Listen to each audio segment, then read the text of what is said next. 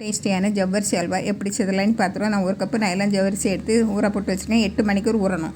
8 மணிக்கூர் கழிச்சு மிக்ஸி ஜாரில் மாற்றி நல்லா நைஸாக அரைச்சி எடுத்துடணும். ஒரு 1/4 கப்பு தண்ணி விட்டு.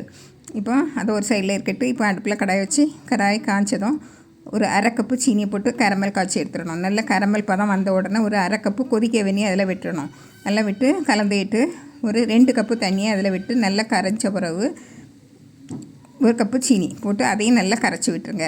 மொத்தம் 1/2 கப்பு சீனி எடுக்கணும். இப்போ நம்ம அரைச்சி வச்ச ஜவ்வரிசியை போட்டு கொஞ்சம் கொஞ்சமாக அப்படி கிளறிக்கிட்டே இருக்கணும். கைவிடாமல் கிளறிக்கிட்டு இருங்க. சீக்கிரமாக இறுக்கி வந்துடும்.